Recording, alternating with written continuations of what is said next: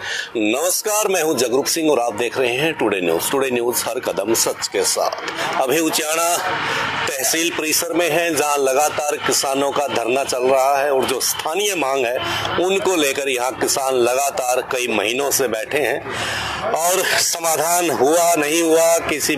जिस प्रकार से विधानसभा में भी इस मुद्दे की आवाज उठ चुकी है, इलेक्शन के दौरान इस मुद्दे की आवाज उठ चुकी है।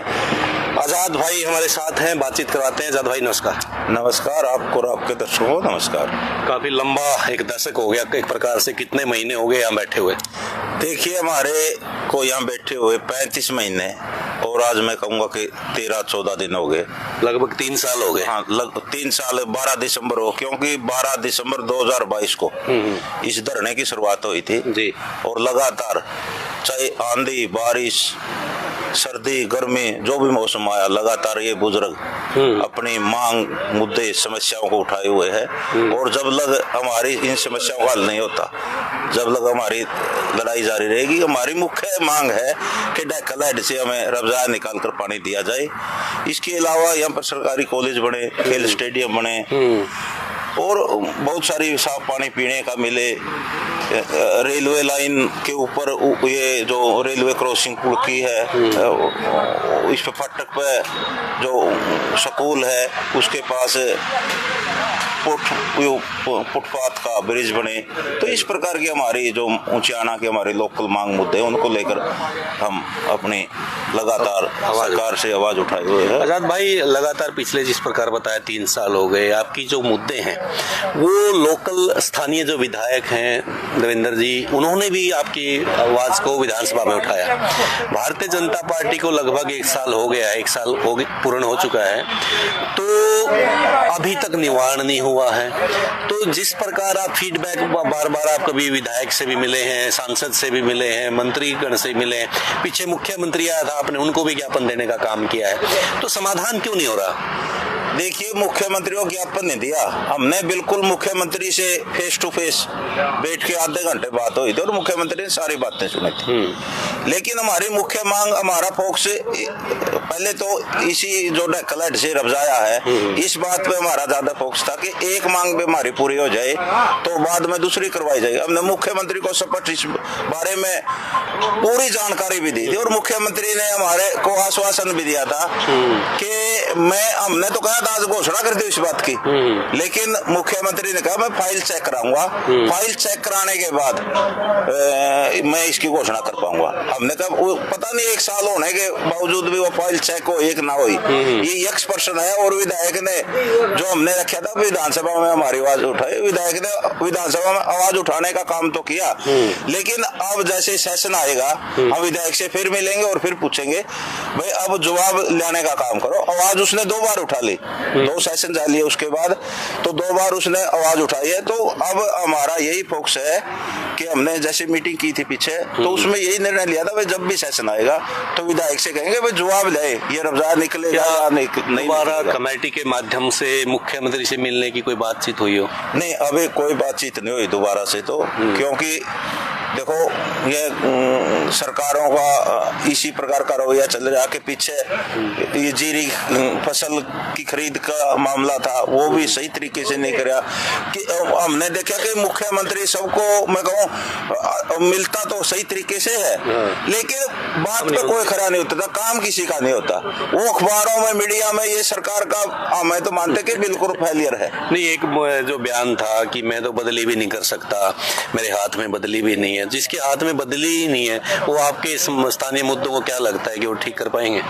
यही तो हमारा दुर्भाग्य है। जब मुख्यमंत्री जो सर्वेसर्वा होता है, प्रदेश का मालिक होता, वही कह देता कि मैं एक बदली लघु चपरासी की दे करवा देता, तो हमें विश्वास नहीं रहा। इसलिए हम तो फिर हमारा संघर्ष का रास्ता अनुशासन से, संयम से और गांधीवादी तरीके से, हमारे पास कोई चारा भी नहीं, लगातार धरने पर बैठे हैं और जब तक हम लड़ते रहेंगे, अपनी आवाज उठाते रहेंगे, जब लोग हमारी समस्या हल नहीं हो जाती।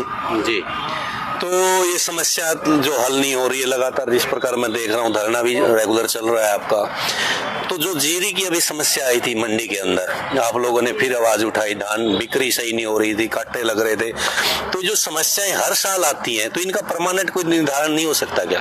देखिए, है संयुक्त किसान मोर्चा भी अपनी लड़ाई लड़ रहा है। कल भी प्रोग्राम है संयुक्त किसान मोर्चा का हिसार के अंदर, पूरे हरियाणा का संयुक्त किसान मोर्चा इन्हीं बातों को, जो हमारी समस्या है, सारी बातों पर विचार करेगा और अब लगता है कि हमें आंदोलन को तेज करना पड़ेगा जी। तो हमारा तो नारा है, हम लड़ेंगे और जीतेंगे, और लड़ाई लड़के हमारी मांगों का, पीछे भी हमने जैसे काले कानून आए थे, पूरा देश का किसान जा गया, मजदूर जा गया, आम जनता जागी, तो उन काले कानूनों को वापस करवाया। इसी प्रकार से अब मांग है कि एमएसपी पर फसल खरीदी जाए। लेकिन सरकार का एक रवैया है, विधानसभा हो या जो लोकसभा हो, वहां पर सिर्फ एक बात कह के झूठ बोल देती है कि हरियाणा का तो मुख्यमंत्री कहते हैं 24 फसलों को खरीद रहा हूँ। 24 फसल तो हरियाणा में होती है नहीं, खरीद के कपास की बात करते, एमएसपी में कपास को खरीद रहे, कपास का तो मैं कहूँ 1 क्विंटल भी कहीं पूरे हरियाणा में कपास नहीं खरीदी गई। जीरी का भी बात, पूरे हरियाणा के अंदर जीरी का एमएसपी था 2389 रुपये, लेकिन कहीं पर भी एक डेयरी भी 2389 नहीं बिकी। सभी मंडियों में 300-400 का टंका किसान को लगाया गया है, और ऊंचाड़ा के अंदर तो बहुत ज्यादा लूट थी।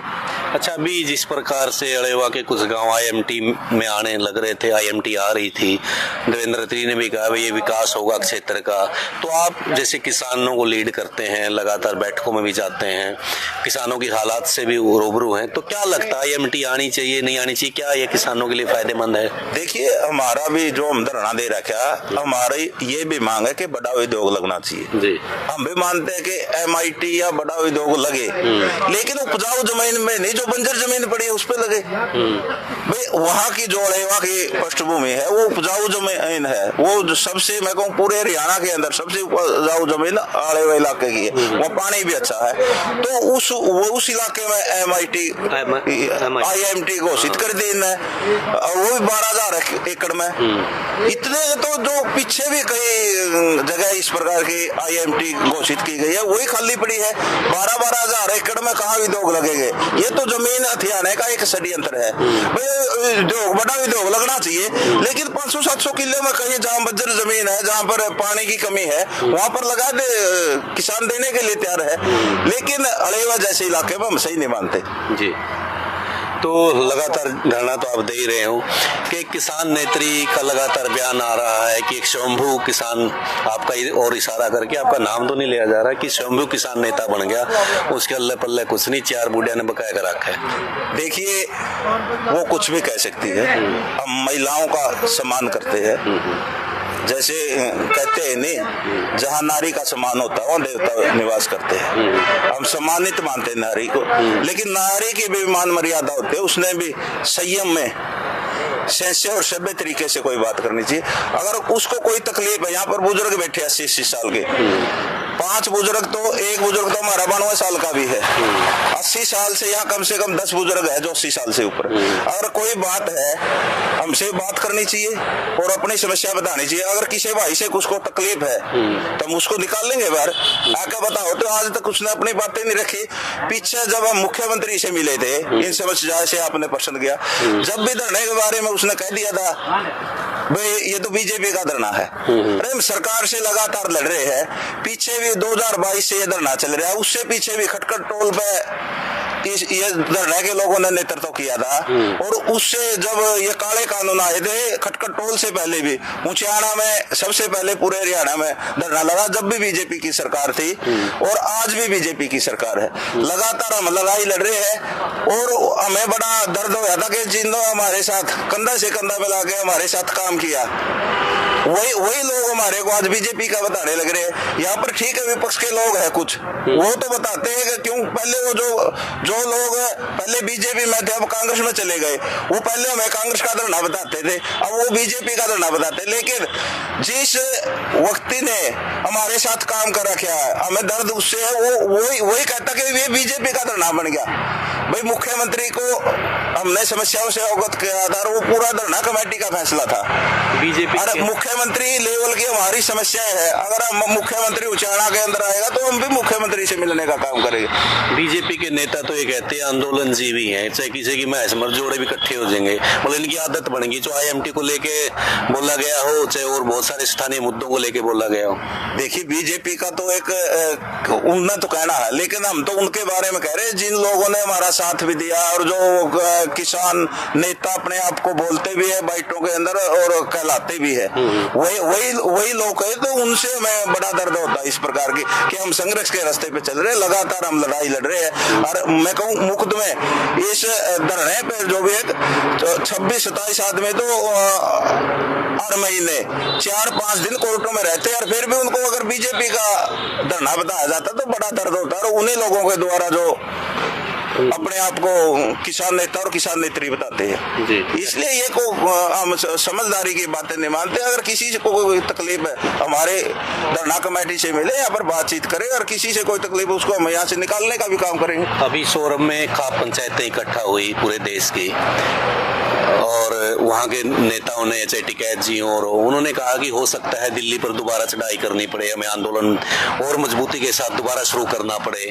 तो क्या लगता है कि जिस प्रकार पहले किसान दिल्ली पहुंचे थे और नरेंद्र मोदी को बयान देना पड़ा था, अपने शब्द भी वापस लेने पड़े थे, कानून के लिए भी कहा गया कि चलो ये लोग नहीं समझ रहे तो मैं वापस लेता हूँ, क्या लगता है कि दोबारा इस प्रकार के एक आंदोलन की जरूरत है? बिल्कुल जरूरत है और हम आपके चैनल के माध्यम से सरकार को जरूर चेतावनी भी देना चाहते हैं कि पहले संयुक्त किसान मोर्चा नहीं था, अब संयुक्त किसान मोर्चा पूरे देश के अंदर मजबूती से लड़ाई लड़ रहा है। जो भी फैसला संयुक्त किसान मोर्चा लेगा दुगुनी मजबूती से, पहले से भी ज्यादा मजबूती से हम दिल्ली पे चढ़ाई करने का काम करेंगे और जिस प्रकार का निर्णय संयुक्त किसान मोर्चा का होगा उस पर हम फूल चढ़ाने का काम करें। और कल भी संयुक्त किसान मोर्चा के हिसार के अंदर बहुत बड़ी पंचायत होगी और उसमें जिस प्रकार के आगे से रणनीति बनाई जाएगी उसी के अनुरूप हम काम करने का प्रयास करेंगे। तो आजाद भाई, जिस प्रकार ये लोकल कमेटी आपकी उचाणा की है धरने की, तो भविष्य में कोई रणनीति भी है कि गांव-गांव जाना है, किसानों को ज्यादा से ज्यादा जोड़ना है? क्योंकि ये मुद्दा आपका अकेले का नहीं है, लगभग 33 गांव आपने बताया कि लगते हैं जो लोकल मुद्दा आपका माइनर का है, तो उन लोगों को जोड़ने का काम किया जाएगा? बिल्कुल किया जाएगा, क्योंकि हमारे जैसे कलाट से और थुआ हेड के अगर सारे गांवों को मिलाया जाए तो 31-32 गांव इससे प्रभावित होते हैं और अगर पानी मिल गया तो पूरे इलाके के अंदर खुशहाली आएगी। हम गांव-गांव जाने का काम करें। पीछे भी हमने लोगों को इस बारे में हमने आवाज नहीं उठाई, ये बहुत 30 साल पुरानी मांग है और लोगों ने सभी बातों का पता है, लेकिन पता नहीं क्यों ये लोगों में जैसे अब इतना बड़ा आंदोलन लड़ा गया है तो उसमें संभाविक बात है कि आज के दिन कुछ किसान, क्योंकि एक तो सरकार का ज्यादा समय बच रहा है तो इससे भी हताश और निराश है। एक सरकार ने युवाओं पर ज्यादा प्रेशर बढ़ा दिया, युवाओं को रोजगार नहीं दे रही। आप देखिए तो कि नौकरी तो कुछ नहीं, ड्रामा कर रही है सारा। CET का पेपर हुआ था कितने दिन हो गए, जब तो फार्म भरने के लिए तो 15 दिन के अंदर फार्म भरो, इतनी जल्दी बना दी, बहुत सारे बच्चों ने तो फार्म भी नहीं भरा और आज 4 महीने पेपर लिए ना हो गए तो उसके बाद रिजल्ट को घोषित नहीं किया। तो आज जो युवा है वो बड़ा हताश और निराश है। आजाद भाई, जाते जाते आपसे एक पर्सनल सवाल करना चाहता हूँ।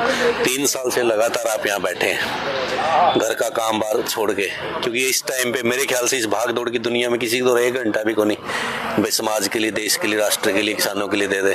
और आपने लगातार 3 साल किसानों को दिए यहाँ पर धरने पे। उससे पहले चलो कटकटोल हो गया, उचाणा के धरने हो गए, कभी आपको कार्यक्रम में जाना पड़ता है, कभी पेशी पे जाना पड़ता है, यानी पूरा अभी आपका जो जीवन हो किसानों को समर्पित हो गया एक प्रकार से। क्योंकि आज के टाइम में नहीं मानता कि कोई बंदा इतना समय दे सकता है। तो घर बार का भी सिस्टम बिगड़ता होगा, पारिवारिक जो और भी जिम्मेवारी हैं वो उनका भी निर्वहन करना पड़ता है, तो कैसे मैनेज कर रहे हो? देखिए मेरे ऊपर परिवार, क्योंकि मैं बड़ा, मेरे बाप के हम 3 भाई है, सबसे बड़ा हूँ, मेरे ऊपर परिवार की भी जिम्मेवारी है। लेकिन हमने ये जो समाज सेवा का बीड़ा उठा रखा है, चाहे लोग तो कुछ भी लांछन भी लगाते हैं बहुत सारे, लेकिन हम सच्चे दिल से कह रहे हूँ कि हम ईमानदारी से काम कर रहे हैं और ईमानदारी से, नेक नीति से। जो हमारी तो ये है भाई, इलाके के अंदर जो हमने ये पानी की समस्या उठा रखी है ने, ये सबसे बड़ी समस्या है। और इससे हमारे इलाके के अंदर मैं कहूँ यहाँ तो काग भी तिसाए मरते हैं। और लोगों से अपील भी करना चाहता हूँ भाई, लेकिन कुछ लोग मेरे पे राजनीति होने का राजनीति करे लगा देते कि राजनीति करता। पहले तो मैं स्पष्ट कर दूंगा, आज लग मैंने कोई इलेक्शन नहीं लड़ा, मैंने मेंबरी तक का भी कोई इलेक्शन नहीं लड़ा। दूसरी बात मेरे है मन में थी मैं चुनाव लड़ूं, क्योंकि चुनाव लड़के ने पीछे मेरी पत्नी जिला पार्षद बनी थी और हमने, मेरी पत्नी ने लगा लिया, मैंने लगा लियो, मेहनत करके हमने बहुत सारे विकास के कार्य किए, तो लोगों ने भी पता है। एक एमएलए से ज्यादा काम हमने करवाने का काम किया था। एक ये टीस थी मन में, अगर भाई एमएलए बना जाए विधानसभा में जाके या कहीं और ऊपर जाके, लोगों की समाज सेवा और बड़ी हो सकती है। लेकिन पिछली बार हमने इसी मुहिम को लेकर यहाँ पर साथियों ने, आप भी उस मीटिंग में शामिल थे, हमने बहुत बड़ी पंचायत करी थी। उस पंचायत में फैसला लेके ना मेरा नाम आया था। तो जब हमने देखा भाई मेरा नाम आगे कर दिया, तो मैंने तो स्पष्ट कह दिया था उस टाइम भी, अगर किसी और भाई का जी करता जो मेरा नाम आ गया, मैं उसको नॉमिनेट कर दूंगा। तो हमारे कोई इस प्रकार का, फिर हमने देखा कि यहाँ उचाड़ा के अंदर इलेक्शन बिगड़ गया, बहुत सारे निर्दलीय खड़े हो लिए और पैसे का बड़ा खेल चल गया। बीजेपी ने बहुत सारे लोगों को पैसे का भी एक ही खेल खेला गया, इस प्रकार का षड्यंत्र रचा गया। तो मेरे साथियों ने सलाह की, तो मैंने तो उसी टाइम अपना फार्म वापस ले लिया। तो हम इस गलत फहमी में नहीं रहते। और अब मैं आपके चैनल के माध्यम से कहूँ, अब हमारी इस प्रकार की कोई राजनीति सोच भी नहीं। जिस प्रकार की आप राजनीति कर रहे हो, समय दे रहे हो, तो लोगों को इनवाइट करो ना भी, आप आओ, आप भी इस प्रकार की राजनीति करो। नहीं, मैं तो कह रहा हूँ भाई, अगर नेतृत्व तो किसी साथी ने, किसी भाई ने, अगर मेरा नेतृत्व तो सही नहीं है और भी कोई भाई नेतृत्व कर सकता है, मैं तो उसका साथ देने के लिए तैयार हूँ। और नहीं तो भाई मैं नेतृत्व कर रहा हूँ, ईमानदारी से नेतृत्व कर रहा हूँ, तो आओ मेरा साथ दो।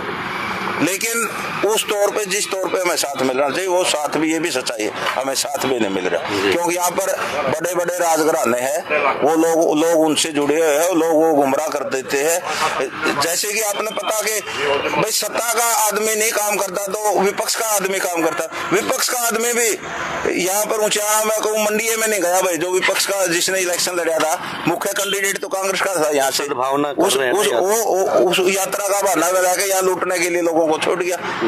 तो इस प्रकार से पीछे जो हमारी मांगे थी, उसने हमारी मांगों का भी समर्थन किया आज लग। या तो हमारी मांग गलत है, अगर हमारी मांग सही है, मैं लोगों से, मेरा प्रश्न है जरूर आपके कमेंट के माध्यम से, अगर हमारी मांग सही है तो कम से कम विपक्ष ने तो हमारी मांगों का समर्थन करना चाहिए। जो कांग्रेस का कैंडिडेट था या पिछली उसमें, उसने हमारी मांगों का समर्थन नहीं किया, इसका मतलब उसके नजरों में तो हमारी मांग गलत है। तो लोग जरूर बताए कमेंट के साथियों, उसके में जो बागड़ बिल्ले है उनसे जरूर पूछो भाई, हमें मांग गलत लेके बैठे गए क्या? यार अब जाया नहीं लोगों को मिलना चाहिए, या फिर खेल स्टेडियम नहीं बनना चाहिए, या सरकारी कॉलेज नहीं बनना चाहिए, या ये ऊपरगामी रेलवे पुल नहीं बनना चाहिए भाई। इस प्रकार की हमारी जो ये मांगे हैं, ये फिर गलत है उनकी नजरों में। तो उसने आज लगा हमारी मांगों का समर्थन नहीं किया। चलो, तो आजाद भाई लगातार यहाँ पर बैठे हैं और 3 साल से लगातार धरना जारी है और लोकल जो मांगे हैं उनको लेकर बैठे हैं। तो साथ ही जिस प्रकार आजाद भाई ने कहा जी, कमेंट में जरूर बताएं भाई, जो ये मांग लेकर बैठे हैं किसान यहाँ, ये मांग जायज है या नाजायज। अगर जायज मांग है तो लोगों को, हल्के के लोगों को, जितने भी 33-35 गाँव आते हैं उनको सहयोग करना चाहिए।